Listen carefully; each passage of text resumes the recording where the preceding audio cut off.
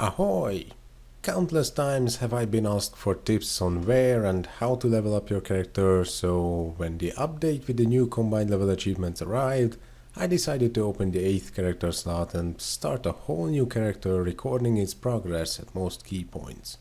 I intend to let this serve as a guide, but I'm going to emphasize now there are probably other and maybe more effective ways to gain XP, but this is how I did it, and I hope you will also find it helpful and maybe learn from it. Also, during most of the video I had a level booster premium service on and some blessing beads with some leftover time, so that means around 250% XP bonus altogether. So for the first few levels it was just completing quests. This works quite well until about level 50 or so, since you're basically limited to the first 3 maps at that part. However, this went a little slowly for me, and luckily there was a friend who was leveling in the level 190 plus map called Senilina or whatever.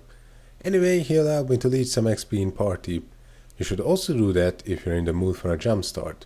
During XP bonus events you can often find people in the party search, and I'm sure they will let you join for their parties if you ask them nicely. Alternatively, you can go to the entrance of Eternal Chaos Arena and ask anyone you see coming out to let you join his party for some XP. Once you reach level 55, Lake in Dusk becomes available to farm, and that's also a nice source of XP. Namely, the orcs at the very beginning have insane XP compared to, well, everything else that's available at that level.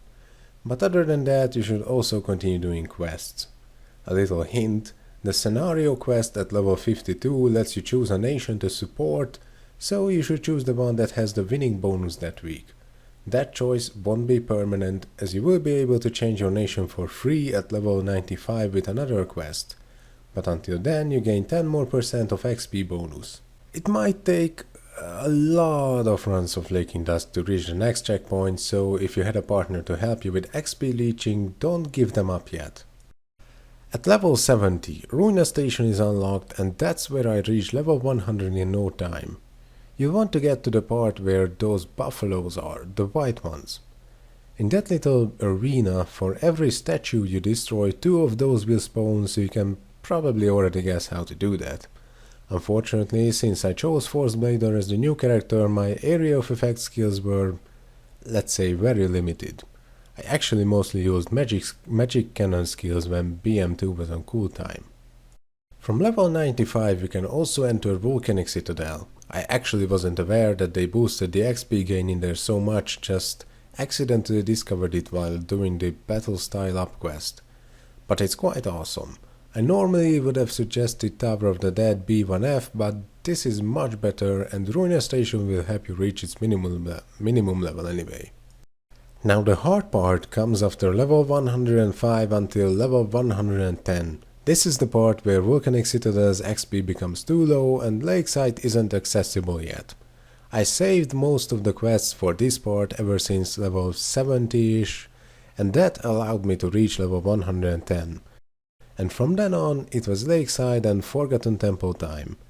Actually, FT was better in my case, but it's pretty damn hard to do that at that level without any proper gear, and I didn't have that. So basically what I did was kill the Greeks at the beginning, then exit and do it again.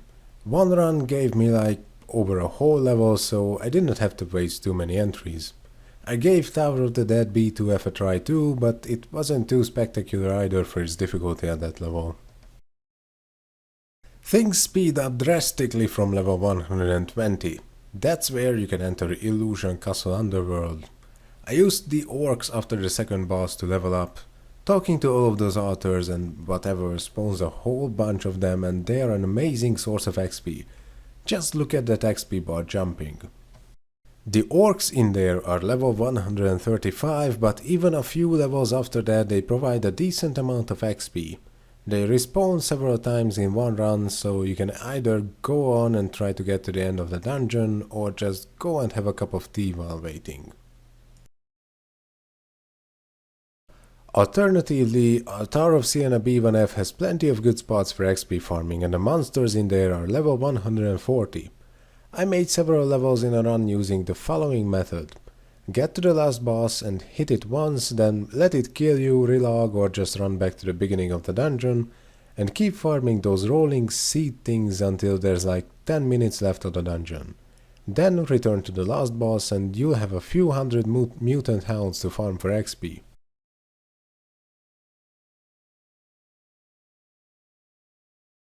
I kinda left Eternal Chaos Arena to the end of it, because it's almost impossible to farm at level 130 without any help. We teamed up with RTN Shielder, so he also leveled up his new character, and I leveled this one in a few runs in there until at around level 165. That's where I was able to do the first few waves alone. XP was still pretty decent there. A tiny side note here, there are countless XP service sellers around who can help you skip the hassle of leveling for days. However, the service isn't cheap. A while ago I made a tool that lets you do various calculations with XP. If you want to check it out, there's a link to it in the video description. My Force Blader character is currently over level 170, where I stopped because I reached the achievements required levels. However, from then on your best bet for leveling is also Eternal Chaos Arena, doing the first 6 waves. That and Arcane Traits are basically your only reliable XP sources until level 190. I'd also like to point out that if you farmed your levels in dungeons or maps ever since level 110 or so, you will have plenty of scenario quests left to finish. They were designed to give you around 10 or 20% of the XP progress of their levels, so if you do them all, you're likely to gain a few more levels in the process. This is the point where many players start farming other dungeons. I can recommend Hazardous Valley and Altar of Sienna B2F to do daily for some XP. And speaking of daily, the Officer of Bloody Ice has a daily quest that can give your XP bar a leap every day for barely any effort. From level 190 up until Overlord level 100, there's Senilinea or Glacius Inferno to farm. Glacius Inferno might be the best source of XP in the whole game, however it's also one of the hardest dungeons, so you won't really be doing that until level 200 and an awesome set. Daily quests after level 190 give you 2% of your current level's progress, so even if you don't have time to play much, you can log in for 3 minutes to do that and eventually level up. And of course, scenario quests go all the way to level 200, so just by doing those and daily quests you can get like 15 to 20% of each level's progress right after leveling up. Just remember, if you do reach a high level, you will be able to help people who are starting anew. So if you have a free spot in your party, you can let low levels join you. You will still get the same amount of XP, so for you it's no effort at all, but they will be very thankful for your help. Well, mostly anyway. People who join my parties usually didn't even bother to say hello, let alone thank me for it. Anyway, today's topic is not about the degradation of people's social skills, but more about leveling up. So let me know in the comments if this video helped you, and feel free to suggest your own methods if you farmed your XP elsewhere. Also, a few irrelevant announcements. First of all, I will be going on vacation for a while, so there won't be any new videos until about August or the end of summer.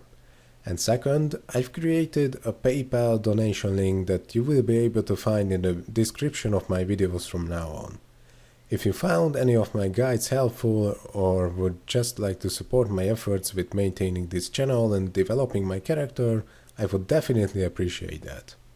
Ahoy!